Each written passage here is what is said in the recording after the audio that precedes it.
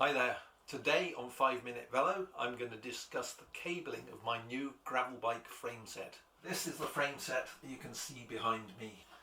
I bought this frame set direct from China and it was relatively cheap.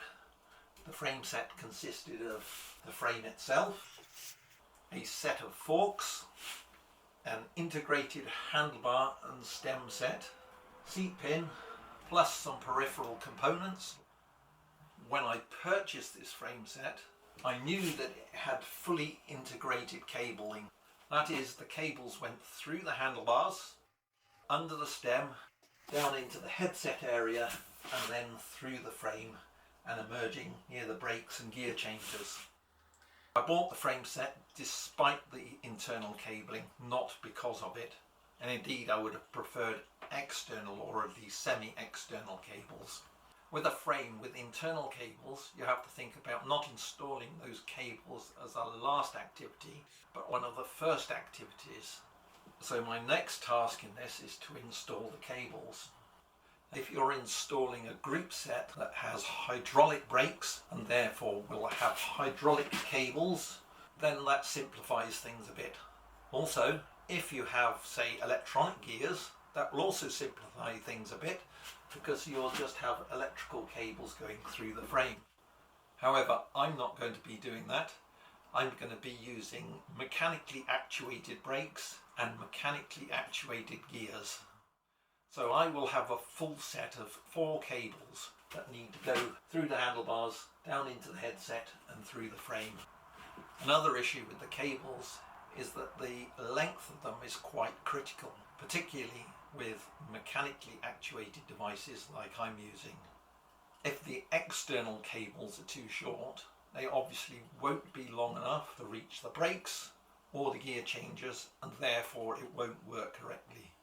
If they're too long, cables will bunch up inside the frame, and that may cause a problem in that when you actuate the brakes, it produces extra friction inside the cable, and therefore the gear changers or the brakes won't work quite as well as they should.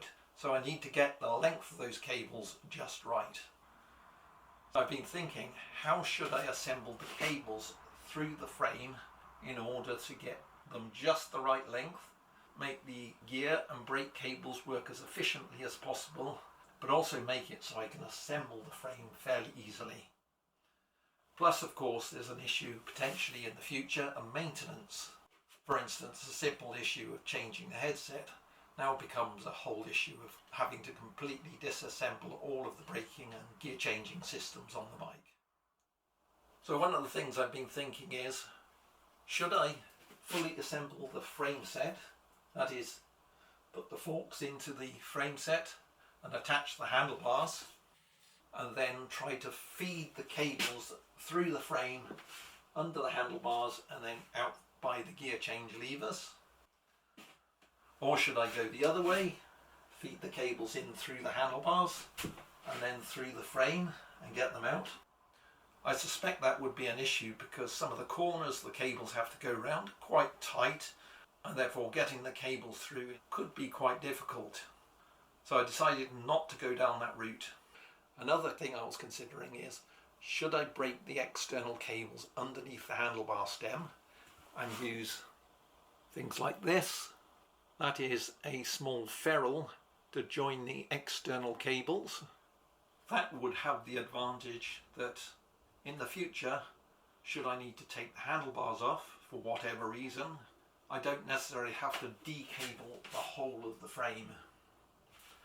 However, those ferrules, they can cause additional problems in that if the cable isn't quite lined up, it may cause extra resistance on the cable and therefore decrease the braking or the gear change quality. So I decided not to do that. In the end, I decided to keep the cables as one piece and have them running direct from the dual control levers through the handlebars down through the frame as one piece. However, how do I get it through the frame? Well, these are the frame set handlebars, and I've shown you these in a previous video, and I've decided to cable up the handlebars first of all. So I've put my sensor dual control levers onto the handlebars and clamped them in position. As you can see, underneath the hoods there are cables running through here. Indeed, if I turn this over, you'll be able to see that the cables run through into the handlebars, through the handlebars, and they emerge underneath the stem. I've got 4 cables here. On the outside are 2 brake cables, and on the inside are the 2 gear cables. Also, as you can see, all these cables are quite long, and indeed I've left them long enough so that they go right the way through the frame, and they are too long, and that will allow me to trim them down to size later. As these cables go through the frame set, I have to make sure that all of the cables go through the appropriate parts that I need in place in order to assemble the bike. Part of that are the headset spacers, which I show here, and I'll make a separate video about these later. But one issue is this lower headset spacer, which is a special one, isn't split, so I have to make sure the cables go through that because I can't put it on afterwards. This set of spacers, which I have made, can split, but I'm going to put them over anyway just because it'll be a little bit easier. Those assemble all together like that. There are another couple of parts. There's the headset wedge part that goes on here, but that has an opening in it so I can make sure that that's in the correct place. There's also the seals that I have made that go between the forks, headset spacer and frame. Those I have already installed onto the frame and the forks, so I just need to make sure that the cables go right the way through those. I'll just feed those down through there now. All I need to do is make sure that these stay in place, so I'll just use this piece of elasticated blingy string so that they don't fall apart or fall off. Now all I have to do is try and fit these cables into the frame. So here's the setup with the frame set. I've got the handlebars here with the cables already routed through them and coming out the bottom there, and the headset components already installed. Now I've dangled this from the ceiling by a piece of string so I don't have to hold it, and all I need to do now is take the appropriate cable. So let's start with the rear brake cable. That's this one. Find the appropriate white plastic cable that this is connected to. That's the one.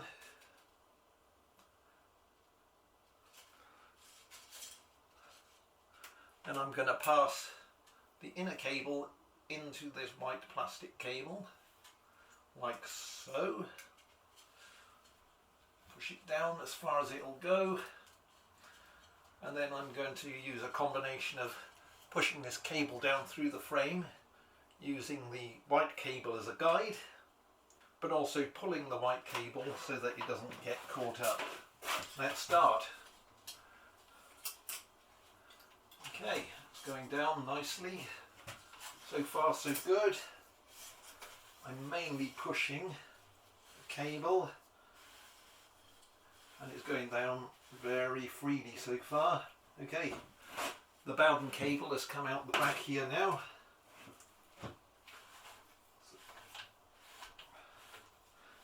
Right, I can feel that the outer cable is now hitting the plastic cap where the cable emerges from the frame.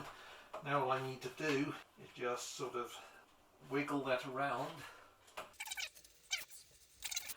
Now the cable's just come through. I'll take the white plastic cable that came supplied with the frame. I'll wrap that up and keep that for potential future use. Okay, so that's the rear brake cable done. Now I think I'll do the rear gear cable next.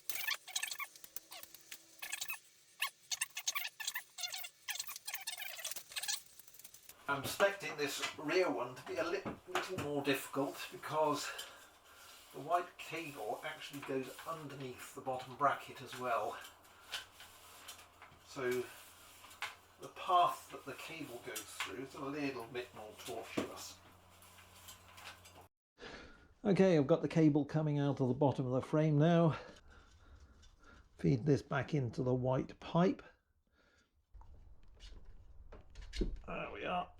That's going through like that. And the cable sticks out the end here. So that's the rear brake and the rear gear cable done. I think I'll do the front gear cable next. That should be this one. It's just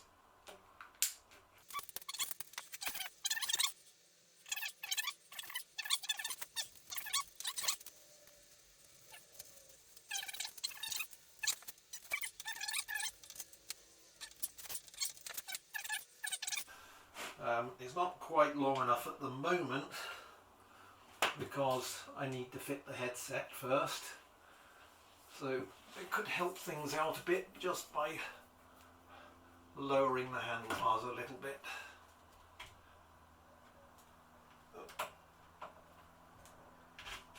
Like that.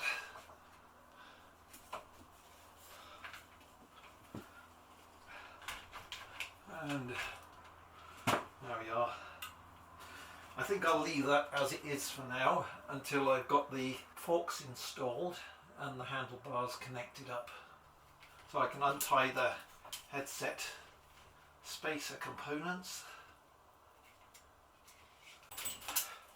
Next thing to do is to fit the forks. The forks have the front brake cable going down through the steerer leg, and I have a hole there and I need to feed that cable through there before I do anything else.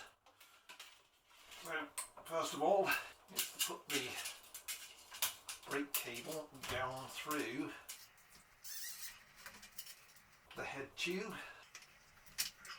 I should say I have already installed the headset bearings. I've also put my seal on here as well ready. So if I put the cable down through the forks,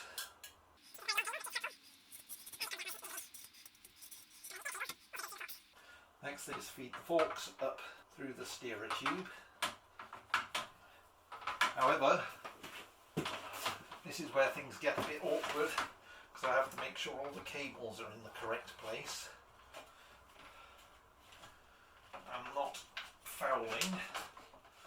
I've got to get two cables going on one side of the steerer and two on the other.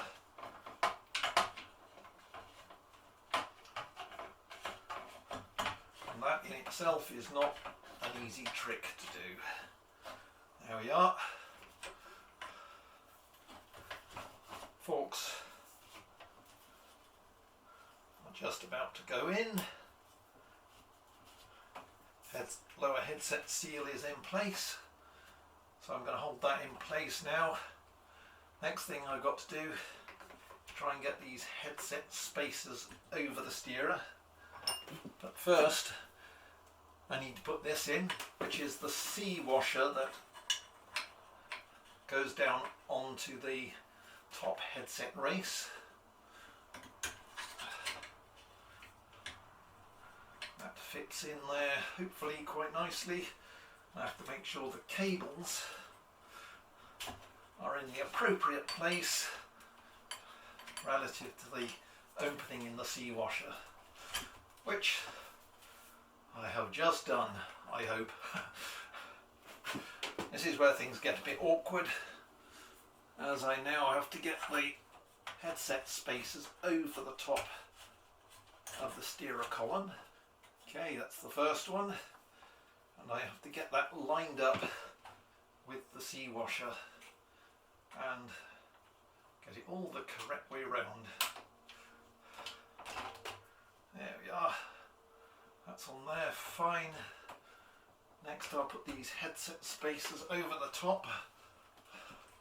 Things are all the wrong way round, but it all should work out in the end.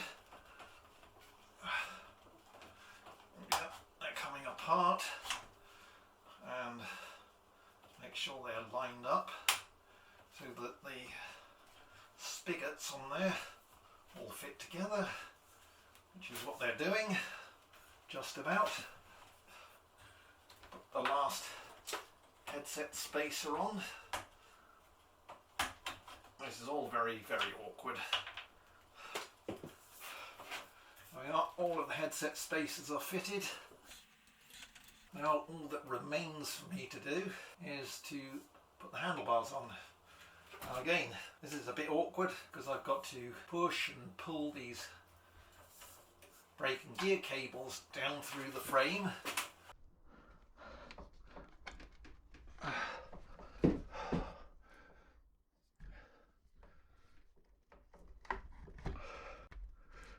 And there we are. Handlebars are on. After quite a lot of wiggling of the stem onto the fork steerer, it's now fitted. You'll see that there's a bit of a gap here between the top of the fork steerer and the top of the stem. That's partly because that'll compress down a bit more, but also because I have to fit the fork steerer expander plug in there, which I will do now. There's no torque setting for this one, so I'm really going by feel. Now generally with this, I'll tighten it up to sort of finger tight and then turn it round about an extra quarter of a turn. Now that's in there, I've got to put this in. This is a tapered expander that goes in at the back of the stem, and as I tighten that up, the wedge expander will expand out and clamp the stem to the fork steerer. I don't want to tighten it right up yet because I still have to move the stem around on that fork steerer. First of all, I've got to compress the whole of this down so that all of these spacers are nice and tightly fitting and that there's no slack in the bearings. And secondly, I've got to get the handlebars lined up with the fork direction. Next, put this top cap on, and what you'll see is this top cap has a hole in it, and that allows me to access the screw for the expander. Just tighten it up by finger. Now I have to tighten this up so that it pulls all of those fork steerer parts together. At the moment the fork steerer rotates in the stem, so next thing to do is get them approximately aligned. A little bit more. Okay, that's fairly close now. I'll tune that a little bit later. But my next step is to make sure all these spacers are correctly in position, because there are spigots between them and I've got to make sure that they're not fouling on each other and they all compress up together. And they look pretty good so far, and the new seals that I put around the top and bottom of the steerer tube look as though they're all in place. So what I'm going to do now is I'm going to tighten this up. I'm going to do that up fairly tight to make sure everything is compressed together. I can feel this compressing up as I tighten that. That is very tight for the steering, so I wouldn't want it like that. Now I'm just going to slacken this off. I'm just going to tighten that up finger tight. Now I would normally turn this about a quarter of a turn, like that, just to take up any slack and put a small preload on there. So that should do that. The forks and the handlebars still look aligned. So the next thing to do is to tighten up that wedge in there. This binds the stem to that fork steerer. So I'm just going to tighten this up just by hand. No torque settings, just feeling when it feels about right. And that's it. All of the cables are installed, the headset's in place, and the stem and steerer are on there. Now that's not moving very freely. That's because I put extra seals in the top and the bottom of the races to help keep water and dirt and grit out. After a little while they should loosen off and the steering should become freer. In fact, it's feeling a little freer now, even when I've just rotated it that few times. Remember that front gear cable I left dangling at the bottom bracket? Well, I need to feed that up through the frame and positively locate the end. I did this by putting on a stepped ferrule and added a washer. The washer was to spread the load. Then I pass this up through the frame, and as you can see here, it just pokes out and the inner cable goes up to the gear changer. So there we have it. Frame set fully assembled with all of the cables in place. All I've got to do now is assemble the rest of the bike, but I'll leave that for another video. The total assembly time that I took to put the cables into the frame set, and that included installing the forks and fitting the handlebars, was about 3 hours. However, some of that time was taken up with filming, and if I had to repeat the operation again, I think I could probably get the time down to about 1 to 1.5 hours. The assembly process would be easier than I was expecting, although this is all very, very awkward. I probably could have done with more than 2 hands for some parts of the assembly. Now, I only assembled it the way I did, but reflecting back, I probably think that cabling the handlebars first was a wise thing to do. I did decide to buy good quality cables. Those cables were PTFE lined, so I would expect them to last well and have low frictional properties. Talking about low friction, once the cables were installed into the frame, I did test them and they did seem to have quite low frictional properties. This is despite some of the outer cables going around some fairly tight corners. Overall, I don't think cable friction is going to be an issue either for the gears or for the brakes. Another potential issue is that because there are no exposed cables, particularly around that headset area, there's no capability to put additional inline cable adjusters in. The front brake has its own adjuster, and the rear brake has an adjuster too, so we can take up some of the slack in the cable and make micro adjustments to the braking system. Likewise, the rear gear changer also has its own adjuster. As you can see here, this will allow me to make minor adjustments to the rear gear changer and therefore get it into good alignment.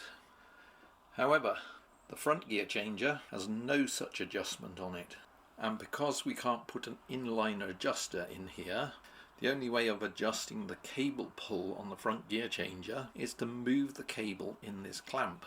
That requires very small movements of the cable in the clamp, which is fiddly and difficult at best. So a major drawback of these hidden cables is there's no ability to put an inline cable adjuster into the front gear changer cable, and therefore it's not easy to make micro adjustments to the pull on the front gear changer.